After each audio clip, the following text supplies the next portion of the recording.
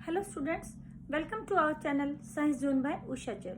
तो बेटा आज हम इस वीडियो में कक्षा 7 पाठ 4 ऊष्मा के बारे में अध्ययन करेंगे।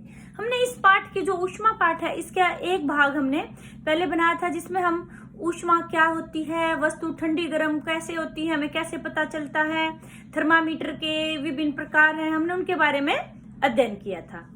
तो आज हम करेंगे कि ऊष्मा का स्थानांतरण कैसे होता है। स्थानांतरण मतलब एक जगह से दूसरी जगह जाना, तो इसके बारे में हमें चर्चा करेंगे।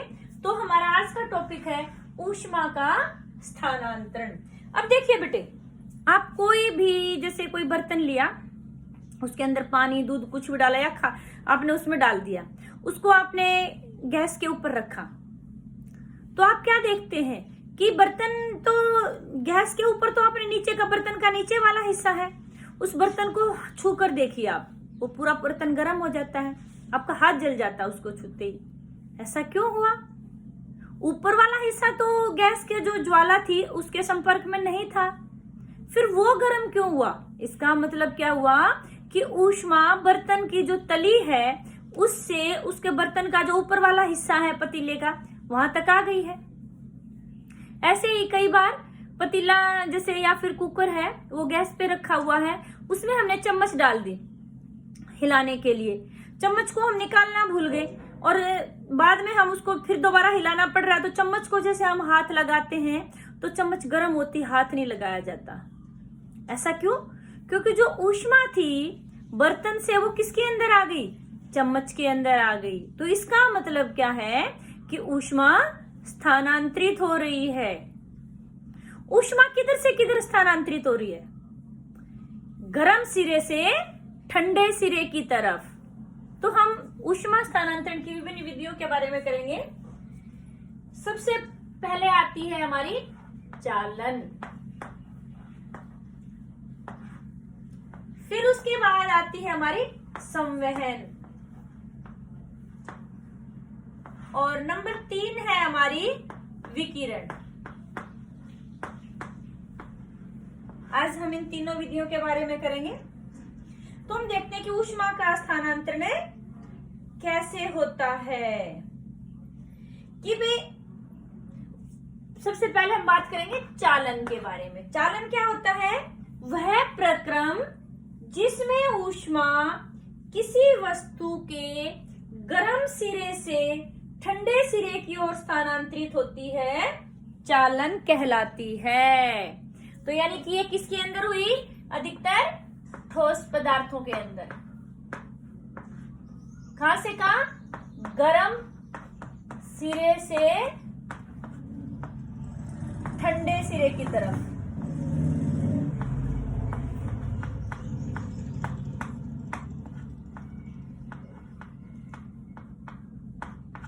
ठीक है।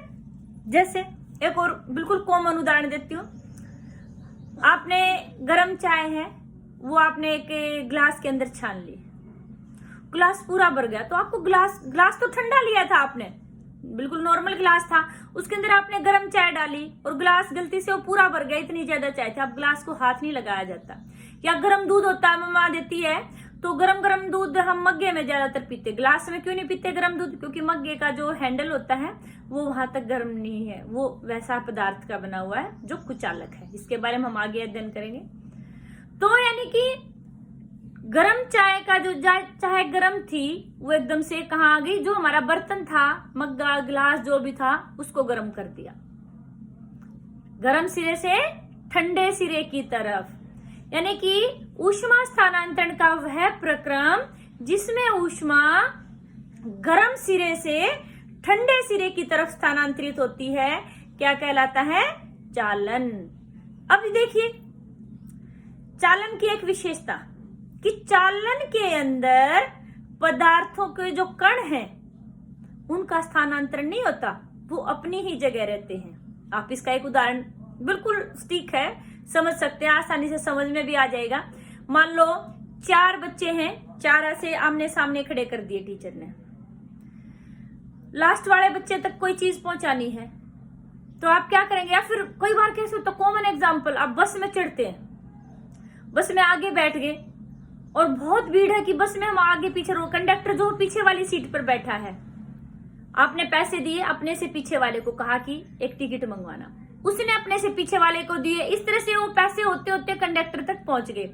कंडक्टर ने टिकट लेके और वो ऐसे ही टिकट आप तक वापस पहुंच गई।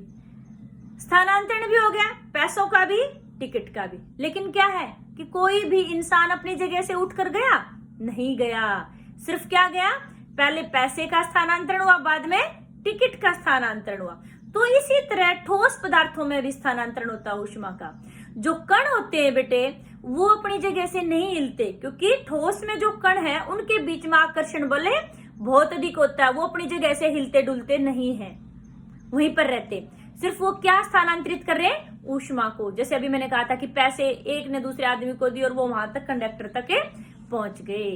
तो यानी कि ठोस पदार्थों में ऊष्मा का जो चालन होता है वो कैसी विधि से होता है, स्थानांतरण जो होता है चालन विधि से। समझ में आई आपको बात?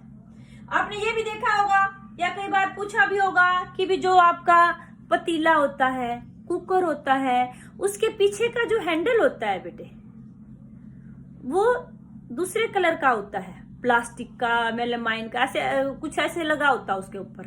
क्यों? ताकि हम उसको आसानी से पकड़ सकें।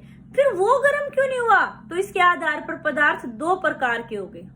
वे पदार्थ जो अपने अंदर से ऊष्मा का स्थानांतरण होने दें, तो यानी कि वो क्या हो गए, चालक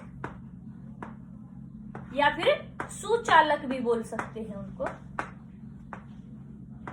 पदार्थ के दो प्रकार हो गए। वे पदार्थ जो अपने अंदर से ऊष्मा को पास होने दे, गुजरने दे, उनको हम कहेंगे चालक या सुचालक। उदाहरण बता सकते हैं, सभी धातुएं हैं इसमें आगे है हमारी, ठीक है। और क्या हो सकता है इसमें आपका, पानी है, पानी भी हमारा गर्म हो जाता है। फिर अगला है हमारा कुचालक या ऊष्मारोधी।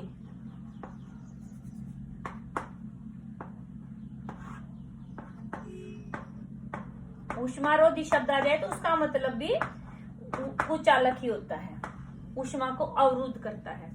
वे पदार्थ जो अपने अंदर से ऊष्मा को नहीं गुजरने दें, उनको हम क्या कहेंगे, ऊष्मा के कुचालक या ऊष्मा रोधी। इसमें हमारा आ गया पेपर, लकड़ी, कपड़े, ईंटें, रबर, प्लास्टिक, बेकेलाइट, ये सब हमारे क्या हो गए, ऊष्मारोधी।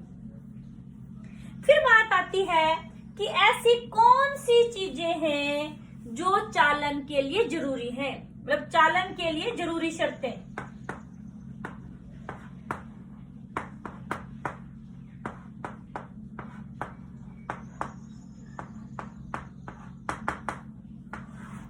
ठीक है बेटे, पहली बात,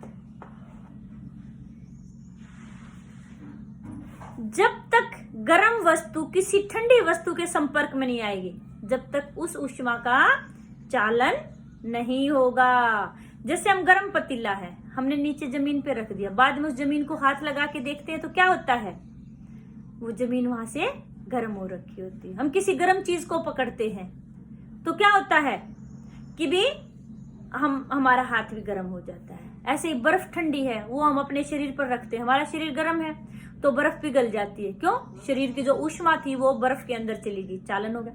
मतलब संपर्क होना जरूरी है, ठीक है। तो पहली बात क्या है, संपर्क, गर्म और ठंडी चीज का संपर्क होना जरूरी है। दूसरी बात है तापमान में अंतर।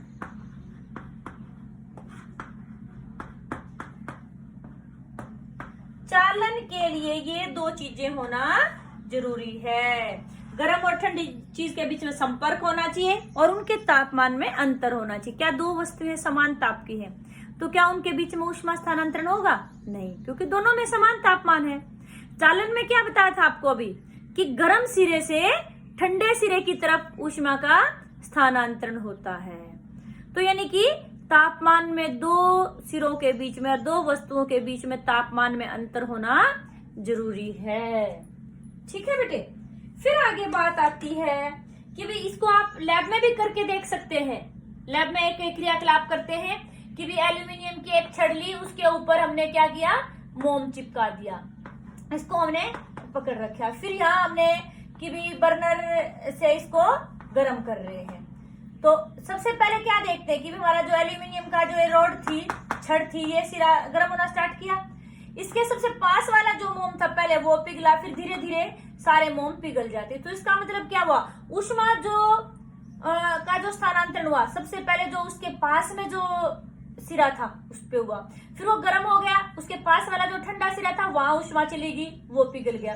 तो इस तरह से ऊष्मा का स्थानांतरण हो गया। तो ठीक है, ये क्रियाकलाप जो है बेटे आप लैब में भी करके देख सकते हैं। फिर बात आती है आपकी कि जो दूसरा हमने क्रियाकलाप किया था वो क्या है, संवहन। एक तो चालन आपको समझना है किसके अंदर होता है, ठोस के अंदर। फिर जो ऊष्मा स्थानांतरण का दूसरा प्रकार है संवहन। संवहन में क्या होता है कि भी जो हमारे द्रव पदार्थ हैं उनके अंदर ऊष्मा का स्थानांतरण कैसे होता है, यानी कि संवहन किसके अंदर होगी स्थानांतरण की विधि, द्रव के अंदर। आप इसका भी उदाहरण करके देख सकते हैं कि भाई आपने क्या किया, घर पर पानी पतीले के अंदर रखते हैं और पानी गर्म करना रखते हैं।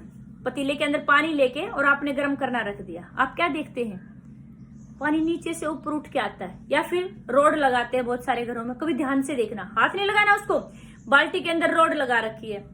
आप क्या देखते हैं कि रोड के आसपास वाला जो पानी है वो ऐसे बुलबुले बन के ऊपर आता है, छोटे छोटे बबल्स आते हैं पानी के और ऊपर आता जाता है, और पास वाला पानी जो उसकी जगह ले लेता है। तो ये क्या हो गया, संवहन हो गया।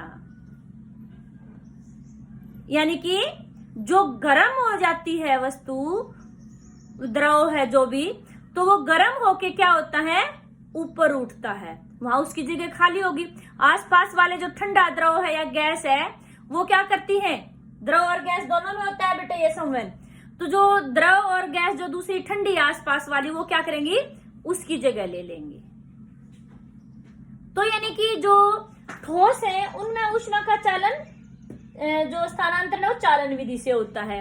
द्रव और गैस के अंदर कैसे हुआ, संवहन के द्वारा।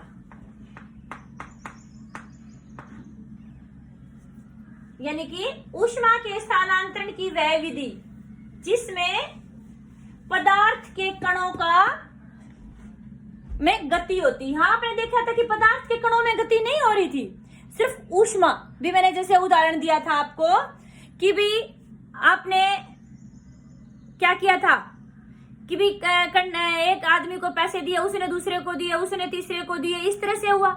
या फिर आप गेम खेलते हैं बॉल वाला, आपने ऐसे सर्कल में खड़े हो जाते हैं, वो उसको पास कर रहा है, वो उसको ऐसे, वो पूरा चक्कर घूमता रहता है, अपनी जगह से कोई भी नहीं हिल रहा। तो ये तो था चालन। ठीक है, फिर क्या हुआ कि भी एक हमने पर्टिकुलर जगह बना दी, हमने कहा कि बॉल फेंक दी, जिसके पास वो बॉल जाकर रुकेगी वो वहां से बॉल को लेकर आएगा और वापस उसी जगह पर रखेगा जहां से वो फेंकी गई थी। तो ये क्या हुआ, और फिर उसकी जगह दूसरा बंदा आके बैठ जाएगा ऐसे। तो ये क्या हुआ, संवहन। यानी कि वो बंदा उठ करके वहां से आया है, पदार्थ के कणों के बीच में गति हुई है। इसी के आधार पर हमारी दो प्रकार की समीर होती है बेटे, स्थल समीर और समुद्र समीर। अब ये समीर क्या होती है, बहती हुई पवन, हवा जब बहती है, चलती है, तो उसको हम समीर कहते हैं।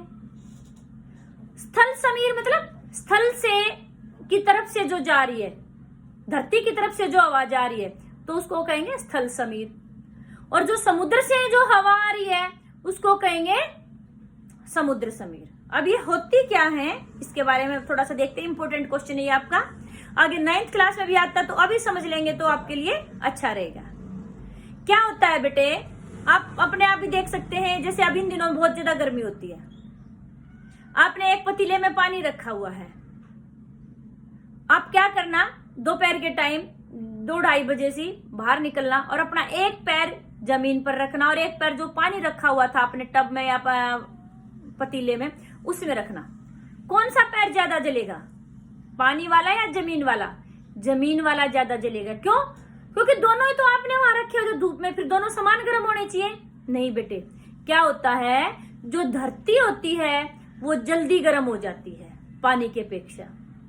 तो आपको पता है कि हमारी धरती के बहुत बड़े भूभाग पर समुद्र है, ठीक है, जलीय क्षेत्र है। तो इसलिए क्या होता है, जब सूर्य का प्रकाश धरती पर आता है तो वो जो हमारा जलीय भाग है उन पर भी गिरता है और स्थल पर भी गिरता है सूर्य का प्रकाश। तो दोनों चीजें गर्म होती है। ज्यादा गर्म कौन हुआ? हमारी धरती ज्यादा गर्म हो जाती है और पानी देर से गर्म होता है। तो इसलिए जो जमीन हमारी गर्म हो गई तो उसके आसपास वाली हवा भी गर्म हो जाएगी। उसके प्रभाव से हवा गर्म होके हल्की हो गई। हल्की होने के बाद क्या होगी, वो ऊपर उठ जाती है, तो वहां की जगह खाली हो गई। तो वहां जगह, हवा का घनत्व कम हो गया तो एक प्रक्रिया होती है विसरण। अधिक मात्रा से कम मात्रा की तरफ वस्तुएं अपने आप गति करती हैं। अब समुद्र के वहां पर हवा का घनत्व अधिक है, धरती पर कम हो गया। क्यों? कि धरती की जो हवा थी वो गर्म होकर ऊपर उठ गई, वहां जगह खाली बन गई। तो इसलिए दिन में क्या होता है बेटे कि भी समुद्र की जो पवनें, समुद्र की तरफ जो हवा थी वो ठंडी थी और वहां पर घनत्व कम था, यानी कि नीचे ही थी। और धरती पर क्या हो गया, वहां की हवा जो गर्म होकर ऊपर उठ गई। तो इसलिए दिन में क्या होता है, समुद्र से हवा जो है धरती की तरफ आती है। तो इस हवा को हम क्या कहेंगे, समुद्र समीर। अब रात में इसका उल्टा होता है, सूरज तो चला जाता है। पानी बेटा देर से तो गर्म होता है और देर से ठंडा होता है। गर्म होने के बाद ठंडा भी देर से होता है। धरती गर्म भी जल्दी हो जाती है और ठंडी भी जल्दी हो जाती है। धरती जो हमारा, जब सूरज छिप जाता है तो क्या होता है कि वो तापमान जल्दी कम हो जाता है उसका, जल्दी ठंडी होगी हमारी। समुद्र का पानी अभी भी गर्म है। तो इसलिए समुद्र के जो आसपास जो है वहां की हवा गर्म होके ऊपर उठ जाती है और धरती पर हवा ज्यादा है, तो वो ऊपर उठ गई तो समुद्र के वहां पर हवा का घनत्व कम बन गया। तो इसलिए क्या होगा, हवा किधर से किधर चलेगी, धरती से समुद्र की तरफ चलेगी। कब? रात के समय, ठीक है। तो जब धरती से समुद्र की तरफ जो हवा जा रही है उसको बोलेंगे थल समीर। तो आपने दो तरह की देखी है ये, एक तो हमारी समुद्र समीर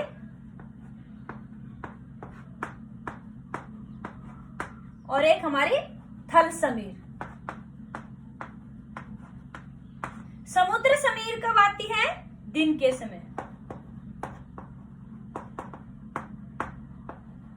और जो थल समीर आती है वो कब है, रात के समय।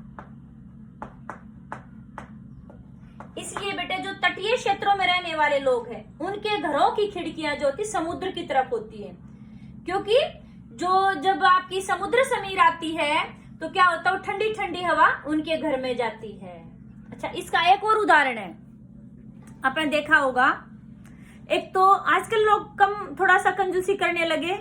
पहले जो बनाते थे घर, उनकी दीवारें बहुत ऊंची ऊंची, छत जो बहुत ऊंचाई पर देते थे।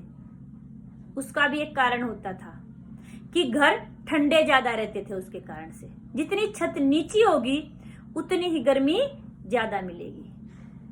किस लिए? और ऊपर से आजकल कम करते हैं। पहले घर की जो दीवारें होती थी उसमें हर एक जैसे 4 दीवारें हैं तो 4 रूम की चारों दीवारों पर रोशनदान लगे होते थे। कई बार तो एक दीवार में 2-2 रोशनदान लगे होते थे। किस लिए? ये नहीं कि उसके अंदर प्रकाश आ रहा है, वो इसलिए भी होता था कि जो हम सांस छोड़ रहे हैं बेटा, वो गर्म वायु छोड़ रहे हैं, हमारे शरीर के अंदर से गर्म वायु आ रही है। गर्म वायु है तो वो हल्की होगी, हल्की होगी तो वो ऊपर उठ जाती है।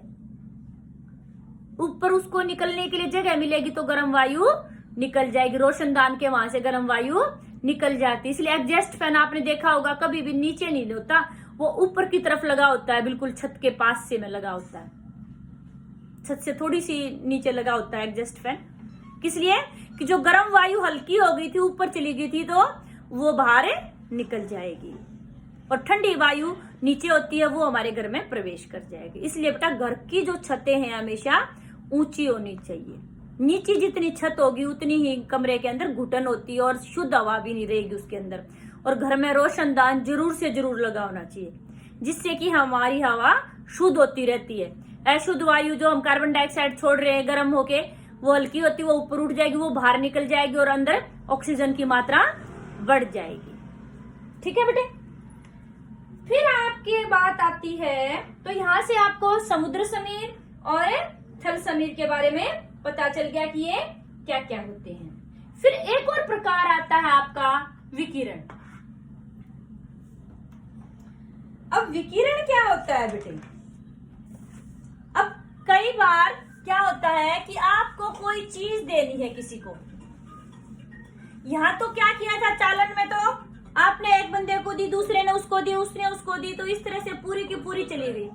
संवयन में क्या हुआ कि भाई आपने क्या किया संवयन में कि खुद उठ करके देने गए थे। और विकिरण में क्या होता है बेटे, आप कोई चीज फेंक करके दे देते हैं। आप भी अपनी जगह से नहीं उठे, दूसरा भी नहीं आया, आपने फेंक करके दे दी। ठीक है। कई बार आप बैठे होते, कोई आपका दोस्त कोई सामान मांगता, तो आप उठ के जाने की बजाय किसी को देना आप क्या करते हो, फेंक देते हो और वो उसको पकड़ लेता है। तो ये क्या है? विकिरण। विकिरण में किसी भी माध्यम की आवश्यकता नहीं होती। आपसे पूछा जाए, जीके का भी क्वेश्चन है कि ऊष्मा स्थानांतरण का ऐसा प्रकार बताइए जिसमें किसी माध्यम की आवश्यकता नहीं होती है, तो वो क्या हो गया? विकिरण। जो सूर्य से गर्मी आती है या फिर कोई भी गर्म वस्तु है हम तक ऊष्मा दे रही है, जैसे हीटर है, तो हमारे तक गर्मी पहुंच रही है हीटर की। कैसे? हमने हीटर को हाथ भी नहीं लगाया, किसी और भी चीज के माध्यम के द्वारा भी हम तक नहीं, फिर भी हम गर्म हो रहे, गर्मी का महसूस कर रहे हैं। किस कारण से? विकिरण के कारण से। कोई भी गर्म वस्तु होती है वो ऊष्मा की किरणें फेंकती है, तो और वो किरणें आसपास की चीजों को गर्म कर देती हैं। ये प्रक्रिया क्या कहलाती है? विकिरण। विकिरण के लिए किसी भी माध्यम की आवश्यकता नहीं होती है। जो सूर्य का प्रकाश हम तक आता है। विकिरण के दौरान क्या होता है बेटे? कुछ ऊष्मा को तो वो पदार्थ जिसके ऊपर वो गिरती है वे ऊष्मा की किरणें अवशोषित कर लेता है, कुछ भाग को वो परावर्तित कर देता है। तो कितना भाग अवशोषित, कौन सी चीजें अवशोषित ज्यादा करेंगी, कौन सी कम करेंगी, ये भी निर्भर करता है। एक तो वस्तु की सतह के ऊपर और एक वस्तु के रंग के ऊपर। सतह मान लो ज्यादा चिकनी है, चमकीली है, तो ज्यादा भाग को वो क्या करेगी? परावर्तित कर देगी और अवशोषित कम करेगी। और वस्तु खुरदरी है तो क्या करेगी? ज्यादा भाग को अवशोषित कर लेगी, ज्यादा गर्म रखेगी उसको। हल्का रंग जो होगा बेटे वो कम ऊष्मा को अवशोषित करेगा, परावर्तित ज्यादा कर देगा। और जो गहरे रंग होते हैं वो ऊष्मा को अधिक अवशोषित करते हैं। इसलिए आपने देखा होगा कि घर के जो बाहर वाली दीवारें हैं उन पर लाइट कलर होता है तो वो घर ठंडे रहते हैं। क्यों? क्योंकि जो हल्का रंग होता है ऊष्मा को कम अवशोषित करता है, गहरे रंग अधिक अवशोषित करते हैं। इसका आप उदाहरण करके देख सकते हैं कि आपने दो पतीले लिए, एक पर डार्क कलर ब्लैक कलर का पेंट कर रखा है और एक आपने सिंपल पतीला है, दोनों का पानी बाहर रख दिया दोपहर को। आप हाथ लगा के देखेंगे जो ब्लैक कलर वाला पतीला था उसमें पानी अधिक गर्म हुआ है और जो लाइट कलर का था उसमें कम गर्म। क्यों? क्योंकि जो ब्लैक कलर है ऊष्मा का सबसे अच्छा जो है अधिक अवशोषित करता है। इसलिए सर्दियों में ये कहा जाता है सर्दियों में गहरे रंग के कपड़े पहनो, क्योंकि वो अधिक ऊष्मा को अवशोषित करें और हमें सर्दी कम लगे। और गर्मियों में क्या कहा जाता है? हल्के रंग के कपड़े पहनिए, जिससे कि ऊष्मा को वो जो ऊष्मा आती है उसको परावर्तित कर दे, अवशोषित कम करें। अच्छा, एक बात और आती है कि भी जो अभी ऊष्मारोधी की बात की थी, तो वायु क्या है? वायु भी ऊष्मा का रोधी होता है, ऊष्मारोधी है। सर्दियों में ऊनी कपड़े क्यों पहनते हो? तो जालीदार से होते हैं, बीच में छेद होते हैं। जो ऊष्मा जो वायु है वो ऊष्मा का कुचालक है, तो उन जो छेद होते हैं उनमें ऊष्मा भरी जाती है और उसके अंदर क्या होता है? वो फिर न तो शरीर की गर्मी को बाहर निकलने देती, न बाहर की गर्मी को शरीर के अंदर आने देती। तो यहाँ से एक आइडिया और आया होगा आपको कि भी कोई हम ऐसी चीज का घर बना लें कि जो अंदर से खोखली हो, जिसके अंदर परत बन जाए, तो हमारा घर गर्मियों में ठंडा रहेगा और सर्दियों में गर्म रहेगा। तो इस तरह की आजकल बाजार में जो है बेटा ईंटें आ गई, जो खोखली ईंट होती है जिसके अंदर हवा होती है अंदर। तो उससे क्या होगा, हमें वो ईंटें प्रयोग करके घर बनाएंगे तो क्या होगा कि हमारा घर गर्मी में तो ठंडा रहेगा और सर्दी में गर्म रहेगा।